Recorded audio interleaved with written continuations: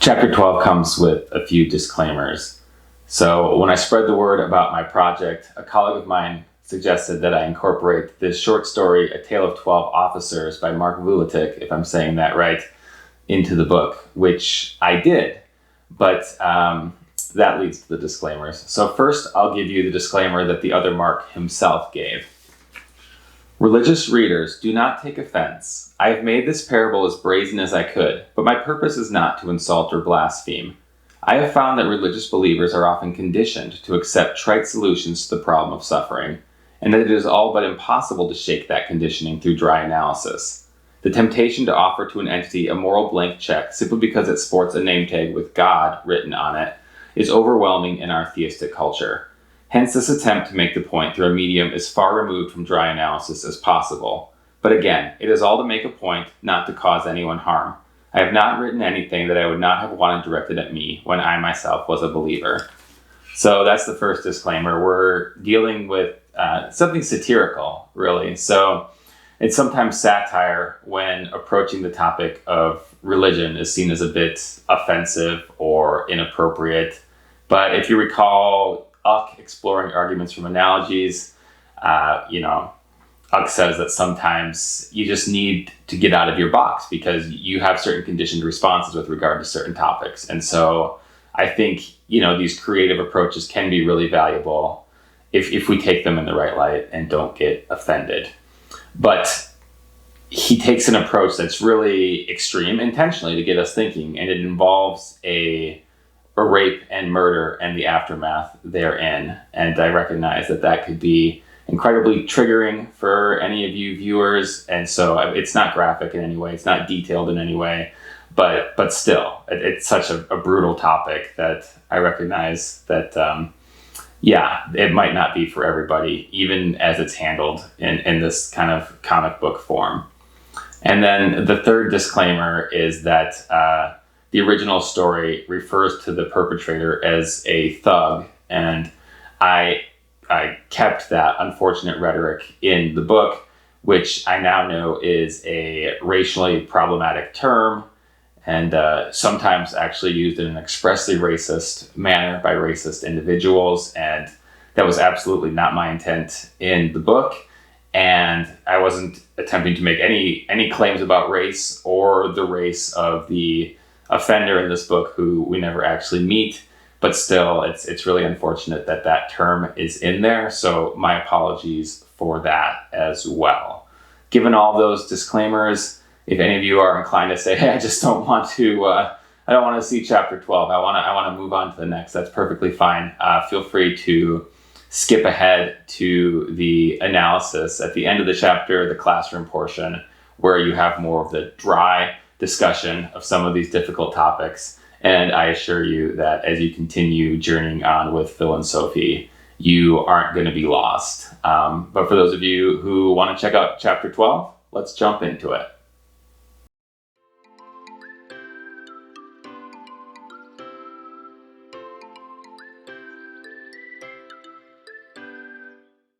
Chapter 12, Theodicy.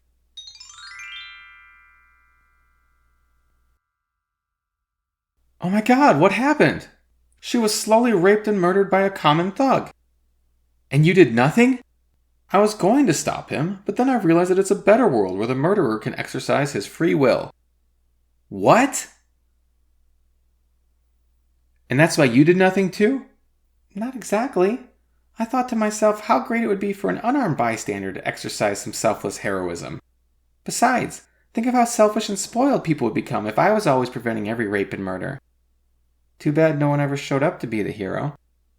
I know this incident seems terrible in isolation, but it's actually part of a beautiful bigger picture. A few discordant notes can still be part of a beautiful orchestra, so I wasn't about to stop it. I'm embarrassed to say that I was really close to killing him. Fortunately, I remembered at the last minute that there can't be any good without evil, so I backed off.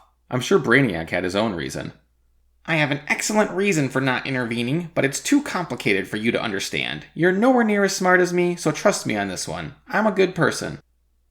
I'm a great cop, and I want people to freely believe that. If I'm always proving how awesome I am, then they're basically forced to believe it. I don't want that. What? I just saved a woman last week. Do I have to intervene every time? The fact that there aren't more tragedies like this one is testimony to my greatness.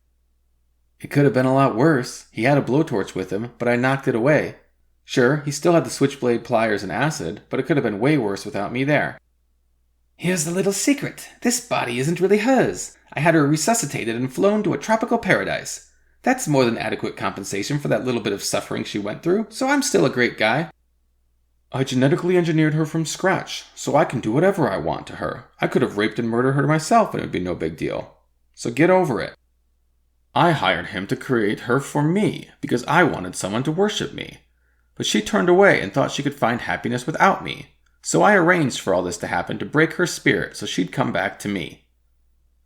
Actually, I was the one who hired the thug to do the murder. It was just a test. We'd been dating for a while and she told me she loved me. Well, I had to be sure. Could she still love me with this happening to her and me standing there watching? Those excuses are just cop-outs. Sophie? Hold on a second. We all suffered right along with her. You disgusting crepes! Those morons! Those are the most ridiculous reasons I've ever heard. They're common ones. Eh? Think about God. On many conceptions, he is all good, all powerful, and all knowing, right? Right? So, then why is there suffering? You can't answer without giving one of those 12 answers or another equally poor one, can you? I guess not. And it's a lot easier for God to intervene than a person. He doesn't even have to snap his fingers. So what does that mean? Either God is not that smart, not that powerful, or not that good. Or he doesn't exist. Hey! Did you guys see a woman run by here? She's got long hair and a braid, is wearing a torn dress, and has a frightened look on her face? Why do you want to know? Phil consults his Kantian compass. Tell the truth. You plan on hurting her, don't you? Tell the truth. She went that way. So much for always telling the truth. Enemy identified. Confrontational customer. I'll handle this. What's with all the commotion? I don't have to defend myself. The customer is always right. Actually, no. Idiots don't magically become geniuses when they become customers. But maybe I should treat her like she is? No way. You start doing that and you propagate the very behavior you want to get rid of. But he sold what I wanted to that last customer. The misdirected attack. You're getting mad at the wrong person. Besides. Enemy identified.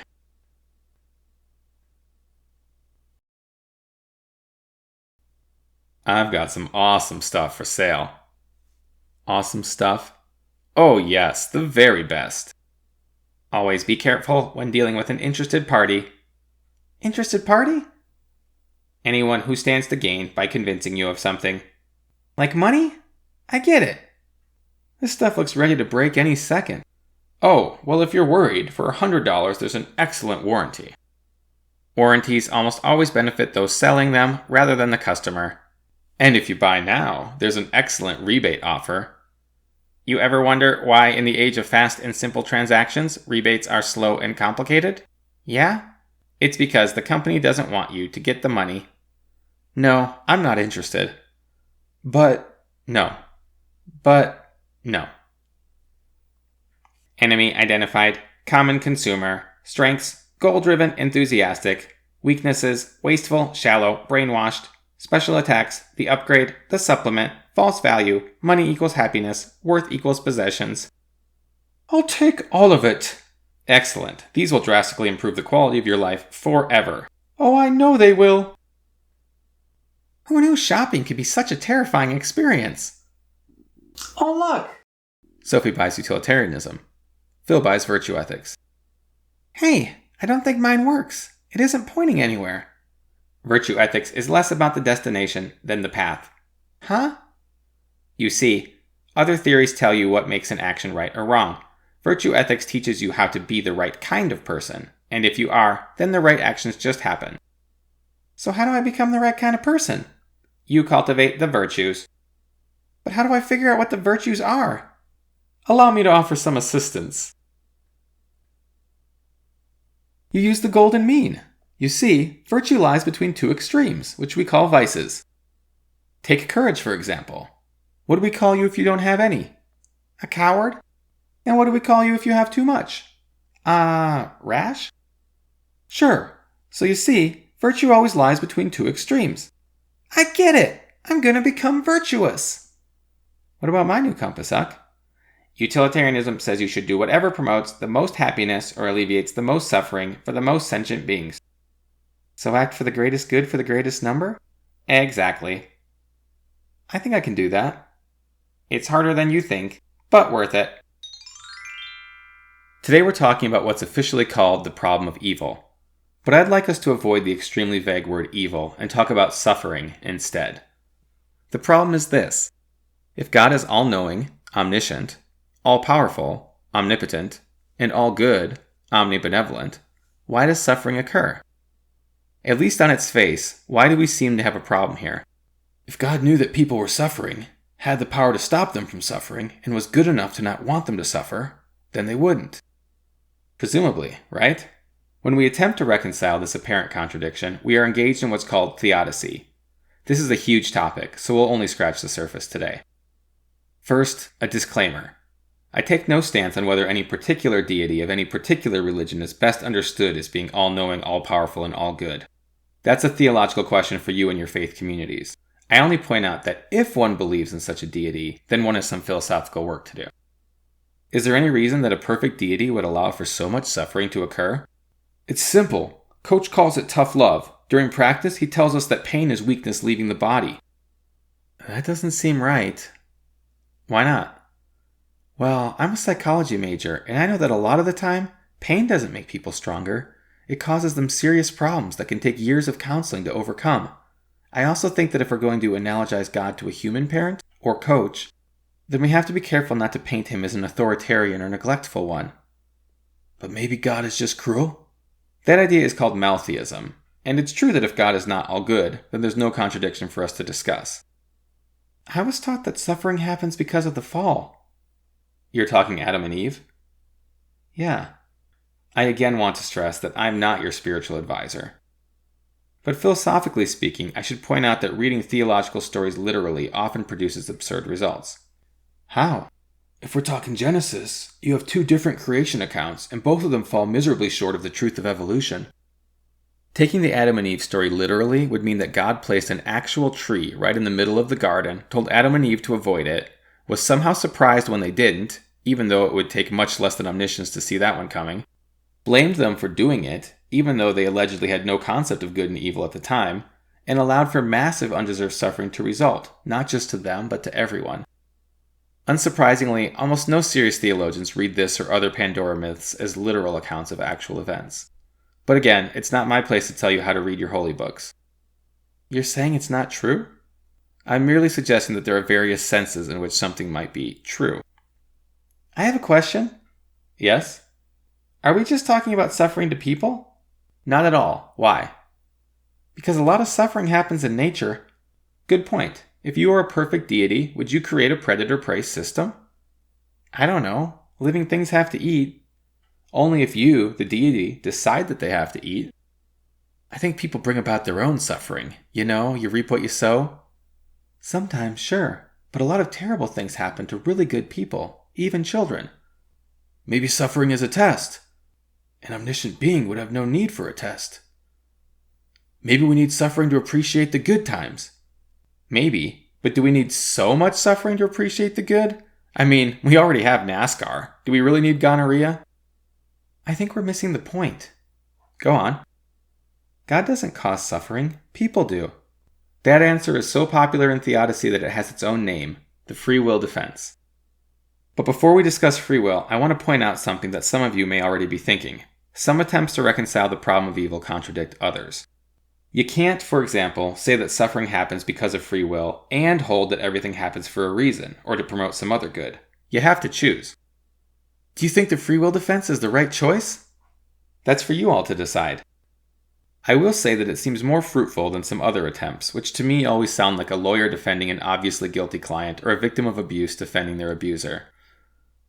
That's kind of the point Mark Vuletic is making in The Tale of the 12 Officers, which the first half of this chapter was based on. If something sounds like a lame excuse for a person to use, surely it is a lame excuse for an allegedly perfect being to use. Do you think free will is a lame excuse? I think it's hard to see why a perfect deity wouldn't create beings that would freely do good, or at least more good. Make people smarter, kinder, or less desirous of harmful things. But is that freedom? Is God interested in freedom? Or free will? If I can use my free will to take away your freedom, then maximizing free will doesn't necessarily maximize freedom. So, free will then. But what is that? What do you think? I think that good people can be made to do bad things simply because of their environments. You can look at the Milgram experiment, or the Stanford prison experiment, or tons of others. And how does culture play into all of this? It's huge, bro. Whether something seems completely normal or totally whack to you depends on where you grew up. So you're saying there's no free will? That's a possibility, a position called determinism that we'll explore later. But suffice it to say that free will is complicated, nuanced, and not an obvious trump card here. Mental illness complicates free will even more. That's true. What if God makes threats like, do this or else? Then you're not really free, are you? Duress, especially divine duress with eternal consequences, would definitely muddy the free will waters. You're on your own for how a perfect deity would handle an afterlife, if at all. But I do have to ask, if you believe in an afterlife, do people have free will there? Of course. Does that mean there's suffering there? Not in heaven, because only the good people go there. Do you really believe the world can be divided up into the good people and the bad people? Like it's just that simple? That people are one or the other? I don't know. There's no shame in admitting we don't know. Rather, it is unfounded confidence that we should be ashamed of. That said, why don't we put this topic to rest for now? This was, of course, a bit of a grim chapter, but if we're going to seriously examine concepts like suffering and reconciling it with the possible existence of a perfect being, I think we're not really being fair if we don't go grim, because there are a lot of terrible, horrific even things that happen in this world that would need to be accounted for if we were going to explain how there could be a perfect God and these things could still happen. Again, the book isn't saying that this apparent contradiction can't be resolved, just that there's some serious philosophical work to do here, and we should do it fairly. And oftentimes we don't, right? When we approach the problem of evil, typically we already believe that a perfect being exists, so we're just looking for the way to explain that, or we are pretty sure that the perfect being doesn't exist, so we're just pointing out what we see as obvious problems. Very few of us approach it from the perspective of, I'm not really sure what to think, but how does looking around the world impact the way I think about these questions? And that last perspective is a perspective that I invite you all to attempt to adopt if you can, as you explore not this topic, not just this topic, but every topic that we do throughout this book. I don't really know, but if I remain open, what does this potentially tell me, or what thoughts does this lead to? And if you're able to embrace that type of perspective, then I think you're going to get a lot of value out of this journey. Of course, Phil and Sophie got some new compasses, virtue ethics, and utilitarianism. I won't go into depth about those here, but I'll invite you to do some of your own exploring and research if you're interested in either of those. So let's see what happens next.